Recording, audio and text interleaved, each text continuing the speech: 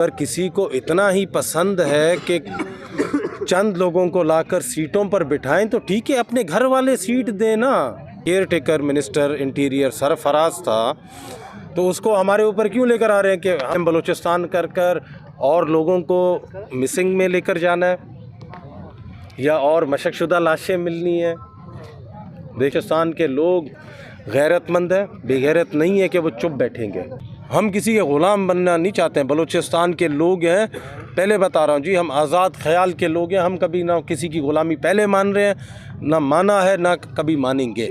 आप लाकर ऐसे लोगों को जिनका कोई से ही नहीं है, जो अवामी नुमाइंदे ही नहीं है, आप उनको लाकर नाजिल कर रहे हैं। अस्सलाम वालेकुम नाजरीन, मैं हूं हुसैन बख्श सोलंकी और आप मुझे देख रहे हैं सोशल मीडिया प्लेटफॉर्म से। मैं इस वक्त मौजूद हूं डेरा मुराद जमाली के डेरा रहमान जमाली पर अपना रबी के नाल पुल के मकाम पर, जहां पर इस वक्त जमहूरी वतन पार्टी की जानिब से एहतजाजी धरना लगा दिया गया है। अब से कुछ घंटे कबल ये धरना शुरू हुआ है, लेकिन पता नहीं ये धरना कब तक जारी रहता है। इस धरने की वजूहात, इस धरने की जो बेसिक वजह है वो हालिया इंतखाबात में धांधली है। जिस तरह के बलूचिस्तान भर में एहतजाज किए जा रहे हैं, इसी तरह से नसीराबाद का डिविजनल हेडक्वार्टर शहर डेरा मुराद जमाली 8 फरवरी से अब तक एहतजाज में जो है वो घिर चुका है और एहतजाजों के इस सिलसिले से नहीं निकल रहा। इस एहतजाज को जो है वो नवाबजादा गोहराम खान बुगटी लीड कर रहे हैं। वो इस वक्त हमारे साथ मौजूद हैं, उनसे जानेंगे कि ये आया कि ये किस तरह के जो इंतखाबात हैं जो 8 फरवरी से शुरू हुए हैं वो अब तक जारी हैं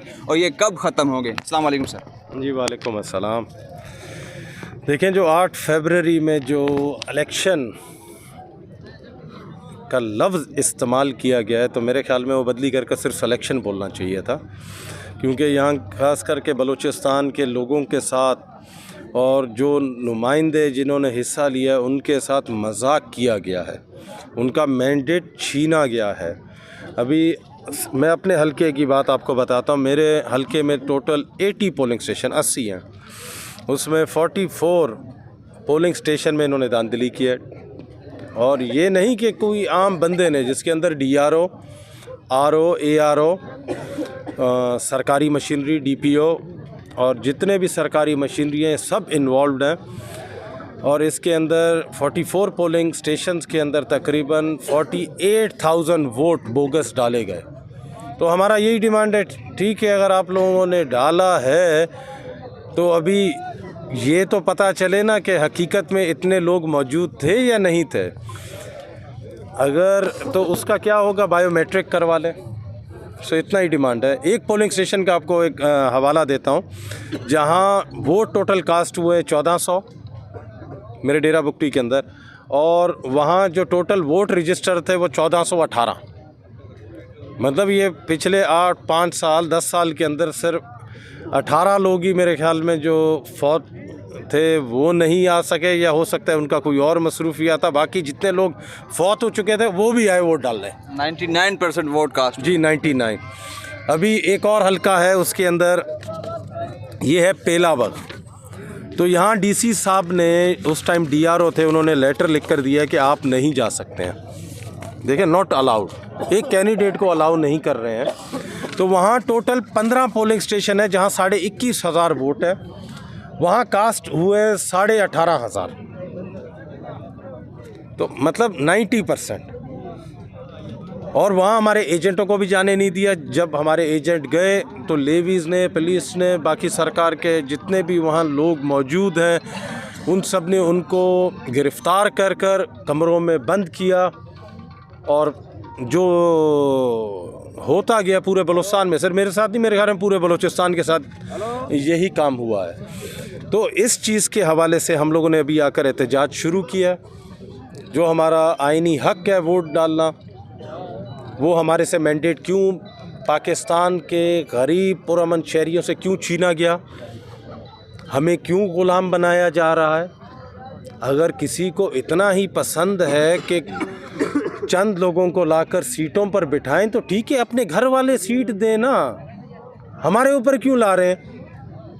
हमारे ऊपर जिस तरीके से जो care taker minister interior Sarfaraz था, तो उसको हमारे ऊपर क्यों लेकर आ रहे हैं कि हाँ CM बलूचिस्तान कर और लोगों को मिसिंग में लेकर जाना है या और मशकशुदा लाशें मिलनी है।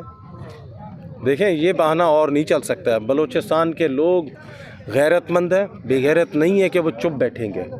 और हम लोगों ने अल्हम्दुलिल्लाह अभी ये एहतजाज उस दिन तक रहेगा जब तक हमें हमारा हक नहीं दिया जाए। इंशाअल्लाह। आप सब कल पीपल्स पार्टी के रहनुमाओं की जानिब से कोयटा में प्रेस कॉन्फ्रेंस की गई है। वो लोग कहते हैं कि ये जो कौम परस्त जमायतें हैं, ये जो सड़कों पर आई हैं, इनकी सड़कों पर आने की वजह माजी करीब में जो इक़्तिदार में रहे हैं, इन्होंने लोगों के काम नहीं किए, यही वजह है कि आज रोडों पर हैं और हम लोग इक़्तिदार में हैं।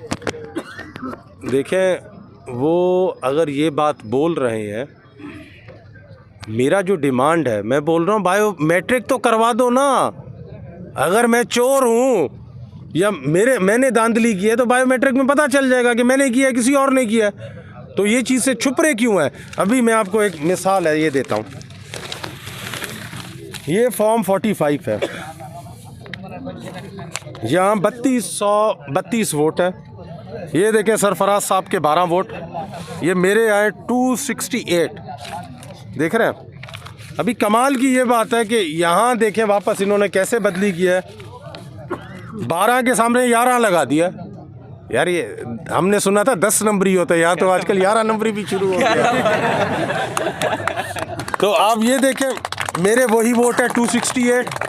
यहाँ जो इतना जल्दबाजी में इन्होंने बदली किया, ये 3 के यहाँ मतलब 2 लिख दिया और यहाँ जो 2 था उसको 3 किया। 2390 जी हाँ। और ये देखें कमाल की बात, 1001 बंदे को मिला। ये सरफराज का अपना सगा भाई है, सगा भाई है। उसने जेब में रखे हुए थे कि मुख्तलिफ पोलिंग स्टेशन में डालना है, नहीं मिला तो उसने बोला ठीक है उसके इधर कास्ट कर दिया। तो मुझे एक बात बताएं कि जहां 99% और 90% वोट कास्ट किए गए हैं, तो बायोमेट्रिक करवा कर पता चल जाएगा कि चोर कौन है। नवाब साहब क्या समझते हैं कि बलूचिस्तान को इस कंडीशन में ले जाने वाली आखिर ये हस्तियां कौन हैं और कौन चाहता है कि बलूचिस्तान पीछे जाए? पूरा रियासत पाकिस्तान ये चाह रहा है कि पाकिस्तान के अवाम, ख़ास करके बलूचिस्तान के अवाम, मतलब हमें ऐसे महसूस करवाया जा रहा है कि जैसे हम ग़ुलाम हैं, ये हम पाकिस्तानी नहीं है। ऐसा ज़िद मुझे पता नहीं क्यों है इनको ये बलूचिस्तान के अवाम के साथ। तो सबसे पहली बात है, अगर ठीक है ज़िद भी है, वो ज़ोरावर है। पूरा रियासत की बात कर रहा हूँ मैं, एक इदारे की बात नहीं कर रहा हूँ। देखिए इसमें पूरा रियासत इन्वॉल्व था।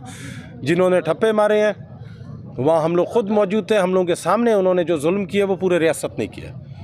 अगर रियासत ने ये जो आइन है, अगर आइन कानून नहीं मान रहे हैं और रियासत बोल रहे हैं भाई ये कोई आइन नहीं है, कोई कानून नहीं है, हमारी मर्ज़ी है, फिर यार ये इतने अरबों रुपए क्यों खर्च किए हैं इलेक्शन में? ला कर किसी को बिठा देते, बोलते ये मेरा मर्ज़ी का बंदा है, ये मेरा मर्ज़ी का, ये मेरा मर्ज़ी का। ये जलीलो ख्वार और रुस्वा औरत, बच्चे, बूढ़ों को, माजूरों को इलेक्शन वाले दिन क्यों कर रहे हैं ऐसे? सर एन 253 की जो नशिस्त है, जहाँ पर से नवाब शाहजहान खान बुगटी पिछले पीरियड में MNA थे, वहाँ पर से मियाँ खान बुगटी को MNA बना दिया गया था। अब उस पर रीपोल हो रहा है, तो उस सूरत हाल को किस तरह देखते हैं आप? देखिए मैं आपको पहले बोल रहा हूँ ना,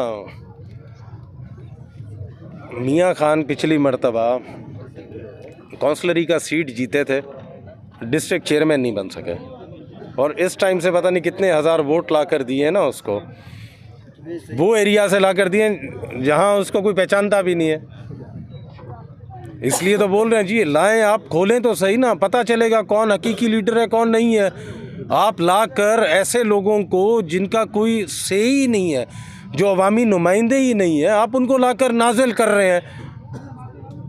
हम किसी के ग़ुलाम बनना नहीं चाहते हैं। बलूचिस्तान के लोग हैं, पहले बता रहा हूँ जी, हम आज़ाद ख्याल के लोग हैं। हम कभी ना किसी की ग़ुलामी पहले मान रहे हैं, ना माना है, ना कभी मानेंगे। बहुत शुक्रिया। जैसा कि आपने इनकी बात सुनी, इनका यही कहना है कि बलूचिस्तान में जिस तरह से 8 फरवरी के दिन इलेक्शन हुए हैं, ये इलेक्शन नहीं हुई बल्कि ये सिलेक्शन हुई है, जिसमें अपने मनपसंद अफराद को चुन चुन के लाया गया है। इन्होंने मुतालबा यही कर रखा है कि जो फॉर्म 45 हैं, जिसमें रद्दोबदल की गई है, रियासत की जानिब से जो है वो अवामी नुमाइंदों को हरा कर जो है वो मखसूस अपने ही बंदों को मुंतखब कराया गया है, जिनके खिलाफ आज ये धरने पर बैठे हैं। और उनका यही कहना है कि धरना उस वक्त तक जारी रहेगा जब तक अवाम का मैंडेट जो चुराया गया है वो अवाम को वापस नहीं किया जाता। इसी के साथ हुसैन बख्श सोलंकी को इजाज़त दीजिए। अल्लाह हाफ़िज़।